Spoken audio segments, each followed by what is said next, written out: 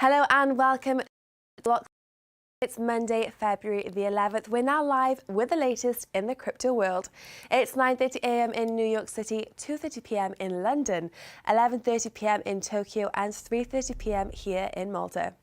While the crypto markets had an extremely bullish Friday evening, digital assets gained more than $10 billion to push the total market capitalization above the $121 billion mark for the first time in February. So let's take a closer look. The cryptocurrency index CCI 30 has remained relatively stable over the weekend, briefly touching the 2,100-point level. The 30-day Bitcoin Volatility Index stabilized over the past week, but it took another decline on Saturday, and it currently measures at 2.3%. The 24-hour traded volume indicator spiked briefly above the $25 billion level on Saturday, following the sharp market rise. It has currently eased back to $20 billion, which is around $4 billion up from the average levels we've seen so far this month. The most recent market increase has pushed the Bitcoin dominance indicator below the 53% level as altcoins outperformed the crypto king. Ethereum has flipped Ripple's XRP to become the top altcoin once again, with a total market capitalization of nearly $12.7 billion. Bitcoin has stabilized above the $3,650 level. Ether broke through the $120 resistance today, and it has managed to hold the ground above the key psychological level. XRP has given up some of this Friday's gains, but it's still above the 30-cent mark. Bullish performances continue for Litecoin, and it briefly traded at $47. The Eos Coin has found support above the $2.70 level. The Coin 360 heat map shows a mixed picture, as some of the top assets are trading slightly lower, according to their price feed. The XMO exchange has the biggest buy and sell side difference for the Bitcoin dollar pair. According to the token spread website, both the sides were 0.12% apart. The biggest intermarket spread is less than 3%. Today we'll take a look at some of Zcash's characteristics. This cryptocurrency was built on the original Bitcoin code to improve the privacy aspect. Cryptocurrency transactions are usually tracked and managed on a public blockchain. This makes transaction histories and holdings publicly visible to everyone. The Zcash addresses this privacy issue by giving an opportunity to shield addresses and their associated balances. Special viewing keys can be used to share transaction details when it's needed for compliance or audits. The team implemented a slow start to the first 20,000 blocks. Mining rewards kicked off at a low level, increasing gradually to minimize impact if something went wrong. Due to the scarcity, the price of the coin skyrocketed for only a couple of minutes to roughly $2 million on October 28, 2016. While this only occurred on the Polynex exchange, this was followed by a crash as liquidity was built up. Well, today the coin currently trades at approximately $50. We'll now review the performance of the digital assets based on their use case. The Messari website has grouped cryptocurrencies into 5 categories. The infrastructure group is the top performer with a gain of more than 1.5%. IOTA is one of the few rare assets that are trading lower. The media and entertainment category is virtually unchanged, as it's up by less than 1%. The financial section shows a similar performance, and it stands just slightly in the green. The currency category has gained nearly 1%, and assets show mixed performance. And lastly, the services section has gained more than 1%, despite plenty of assets trading lower. The gaming subcategory shows the biggest rise, as it's up by more than 5%. The engine coin is main bullish driver. This altcoin is up by more than 18%. Well, this is where the 5 major cryptocurrency categories stand so far on this Monday. We'll now focus on the biggest moves among the top 100 cryptocurrencies to identify the top winners and the biggest losers. Just slightly more than half of the virtual currencies are in the green on this week's opening trading day. The ARC Core version 2.1 upgrade begins today at 4 p.m. GMT.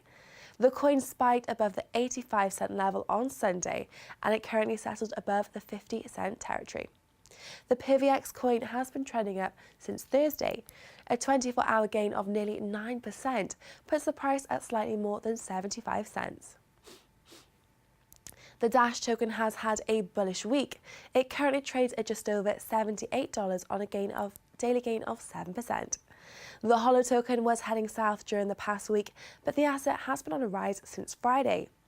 The Pundi X token wraps up the list with a gain of more than 6%.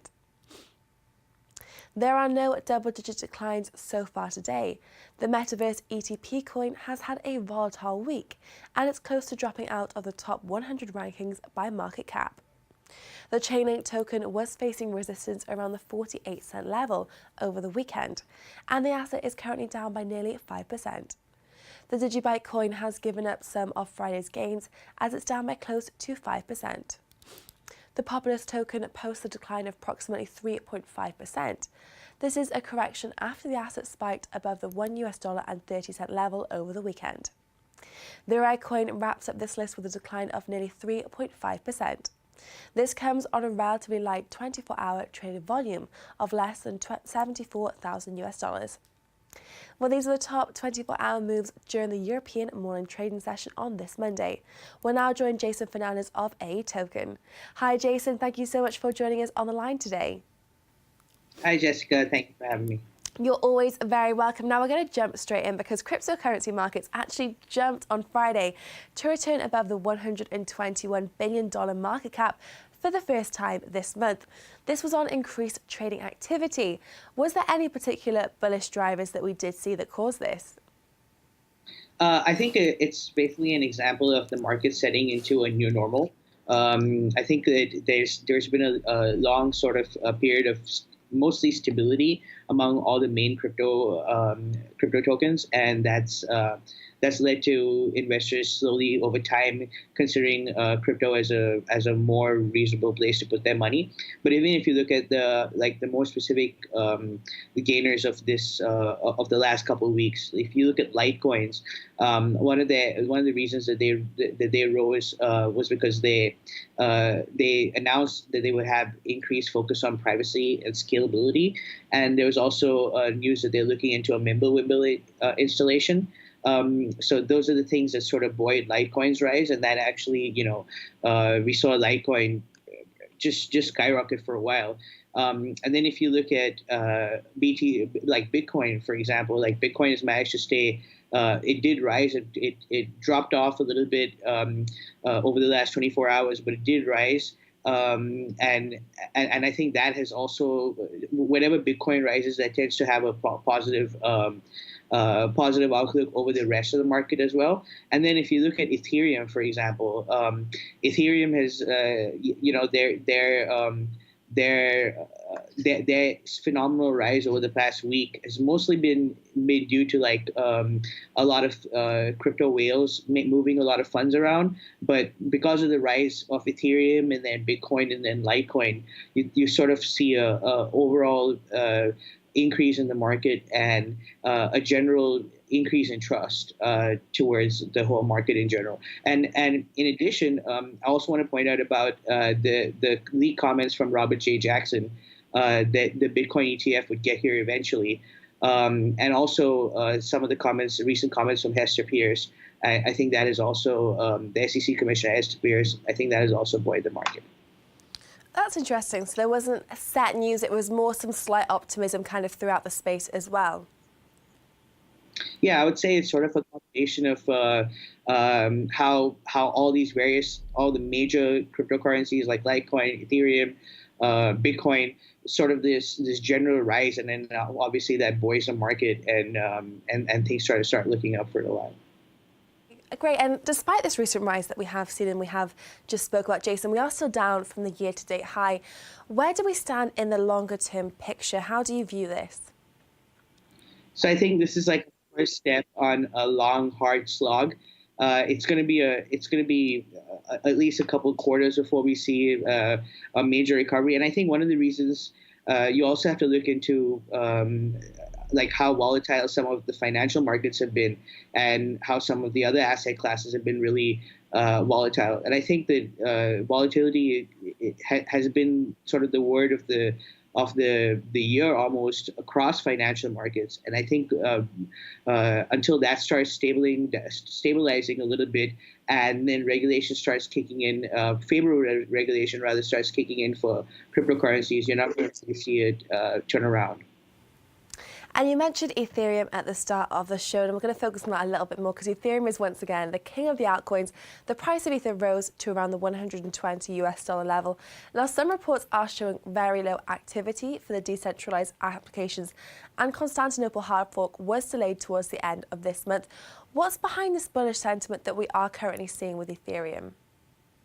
Yeah, you're right. That's a I mean, we recently saw reports that out of some 1,300 live dApps, only 86% had 0 users, and only 7% of dApps running on Ethereum had any transactions at all over the last 24 hours. So that's sort of not that great news for Ethereum. But then I think the counter on that is that we've seen a lot of large-scale moves, large-scale trades. So we've seen Ethereum surge 3% over the last 24 hours.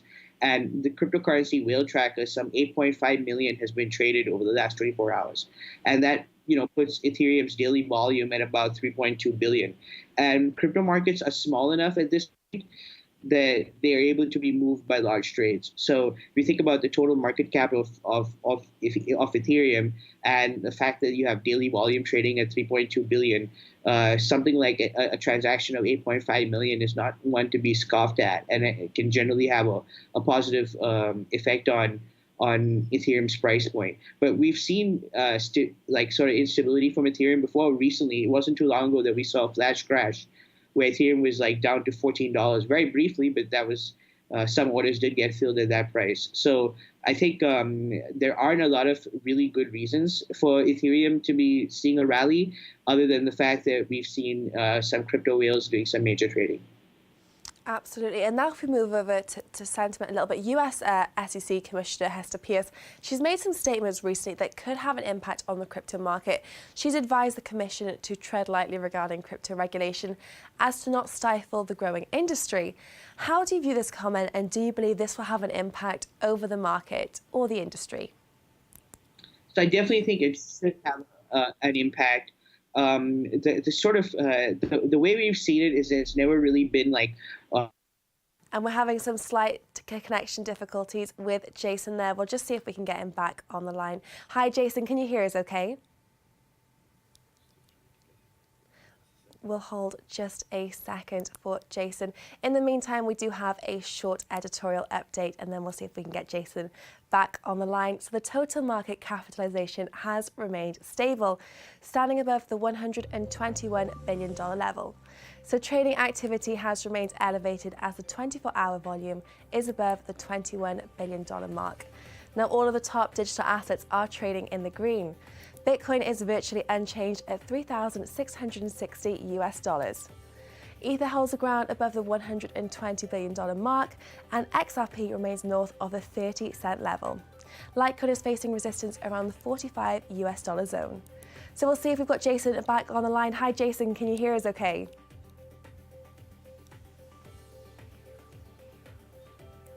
So unfortunately, we did lose Jason for now. Please stay tuned again tomorrow for more Crypto Now live segments. Join us again at the same time. In the meantime, stay tuned for more from BloxLi TV for the rest of the trading day.